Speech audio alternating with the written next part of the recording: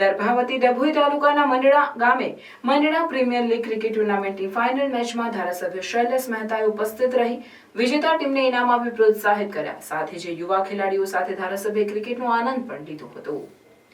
મંડળા night cricket tournament season 3 માં 300 ઉપરાંત ટીમોએ ભાગ લીધો, જેમાં જય અંબે માલસર અને દરબાર જીયાન ટીમ ફાઇનલમાં આવી હતી, જેમાં 50 રનથી જય અંબે માલસરની ભવ્ય વિજેતા થયો હતો. આ પ્રસંગે ધારાસભ્ય શૈલેષ મહેતા, મોટા હબીપુરાના આગેવાન ભાસ્કર પટેલ, ડભોઈ એપીએમસી ડિરેક્ટર ઉમેશ પટેલ સહિત અન્ય અગ્રણીઓ ઉપસ્થિત રહ્યા હતા.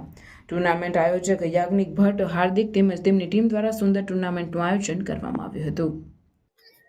આનું ઉદ્ઘાટન કરવા હું આવ્યો હતો અને આજે ફાઇનલ માં પણ હું આવ્યો છું અને માલસર અને મંડાળા બે ટીમો વચ્ચે આજે ફાઇનલ ટુર્નામેન્ટ છે અને જે જીતશે એને આજે ટ્રોફીઓ એનાયત કરવાની છે.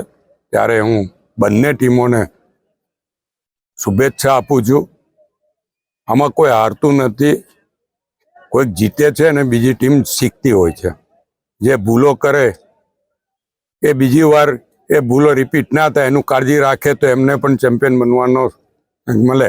પણ આજે એક ચેમ્પિયન બનશે ને એક રનર્સઅપ બનશે, ત્યારે બંનેને અત્યારથી જ અભિનંદન અને શુભેચ્છા આપું છું.